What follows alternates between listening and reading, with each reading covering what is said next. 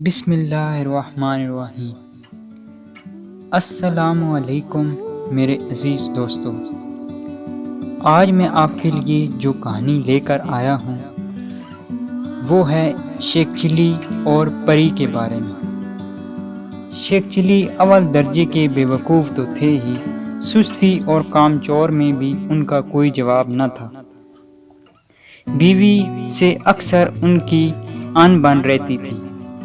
ایک روز انہیں بیوی نے کچھ زیادہ ہی برا بھلا کہا تو وہ تنتنا کے چارپائی سے اٹھ کھڑے ہوئے اور دروازے کی طرف قدم بڑھاتے ہوئے بولے، لو ہم جا رہے ہیں شہر، ابھی اسی وقت نوکری کرنے۔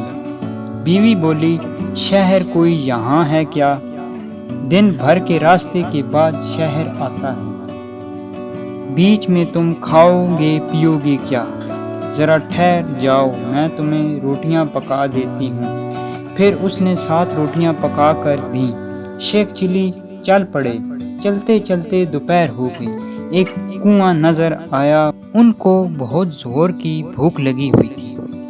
انہوں نے روٹیاں نکالی اور سر ہلاتے ہوئے بولے، 1 کھاؤں 2 کھاؤں کہ 7 کو کھا جاؤں۔ کنویں میں 7 پریاں رہتی تھیں۔ انہوں نے جو یہ سنا تو ڈر گئیں۔ ملکہ پری کنویں سے باہر آئی اور شیخ چلی سے بولی،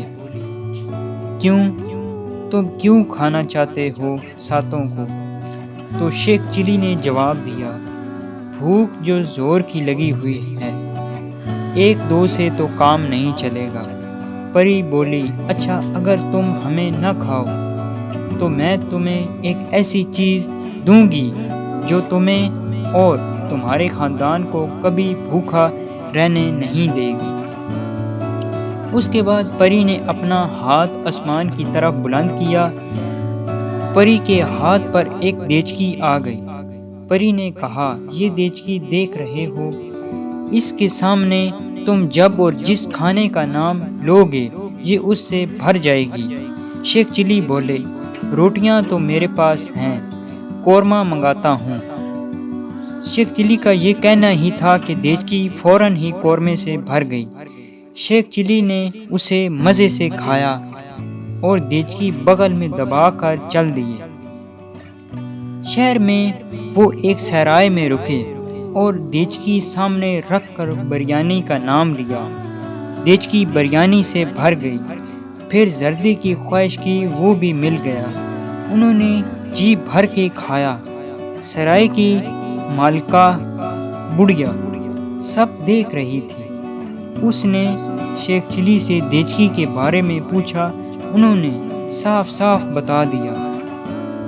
بڑھیا نے چکنی چوپڑی باتیں کر کے شیخ چلی کو رات صحرا میں ہی ٹھہرا لیا۔ جب وہ سو گئے تو پریوں والی دیچکی چرا کر اس کی جگہ ویسی ہی دوسری دیچکی رکھ دی۔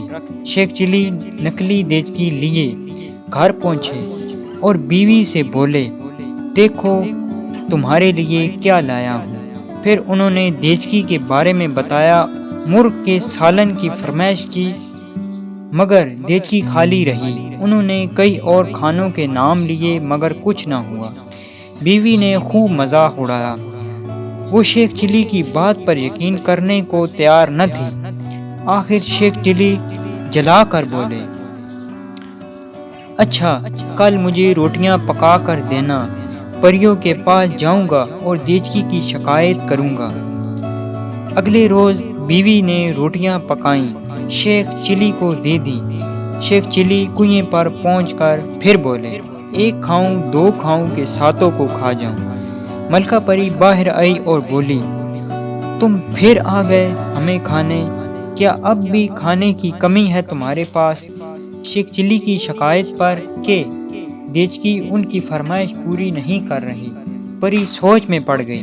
پھر بولی، خیر چھوڑ دو دیچکی کو، میں تمہیں ایک ایسا تحفہ دیتی ہوں کہ تم اس سے مالو مال ہو جاؤ گے۔ اس نے اپنا دایاں ہاتھ آسمان کی طرف بلند کیا۔ ایک سفید خوبصورت مرغی ہاتھ پر آ بیٹھی۔ پری نے مرغی شیخ چلی کی طرف بڑھاتے ہوئے کہا، یہ سونے کا انڈا دینے والی مرغی ہے، جب کہو گے تب یہ سونے کا انڈا دے گی، اسے لے جاؤ اور اب ہمیں پریشان کرنے مت آنا۔ شیخ چلی نے خوشی خوشی سے مرغی بغل میں دبائی اور چل پڑے۔ وہ پھر اسی صحرا میں پہنچے۔ بڑھیا نے انہیں دیکھا تو فوراً قریب آ گئی اور پوچھا، اب کیا تحفہ لائے ہو؟ شیخ چلی نے اسے نہ صرف مرغی کے بارے میں بتایا بلکہ تجربہ بھی کر کے دکھا دیا۔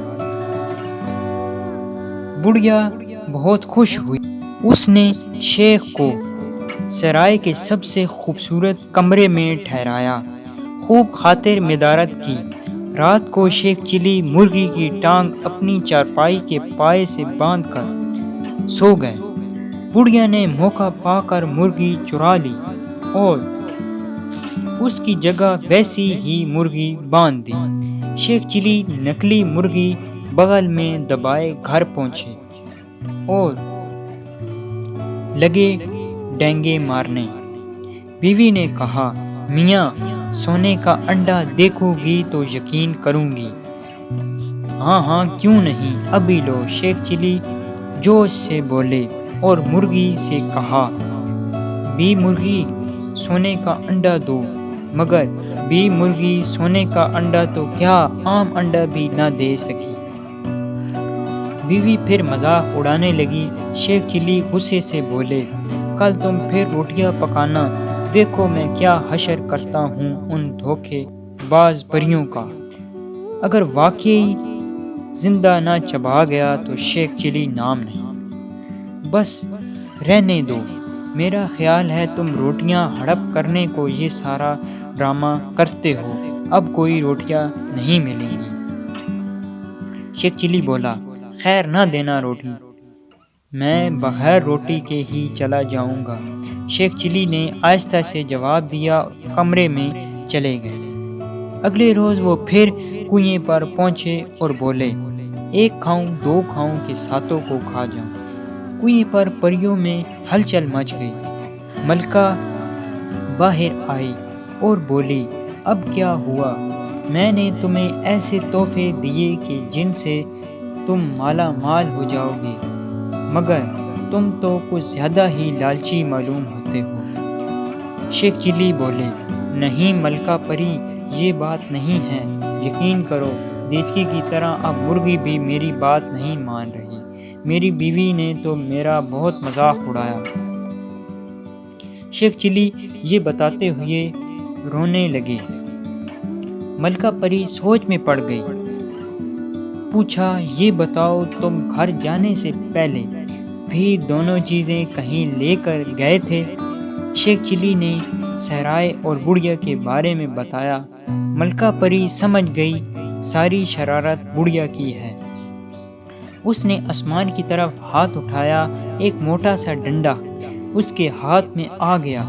اس نے ڈنڈا شیخ چلی کو دیتے ہوئے کہا، یہ ڈنڈا لے کر صحرائے جانا اور کہنا، اے ڈنڈے، جس نے بھی میری دونوں چیزیں چرائی ہیں اس کی پٹائی اس وقت تک کر جب تک وہ دونوں چیزیں مجھے واپس نہ کر دے۔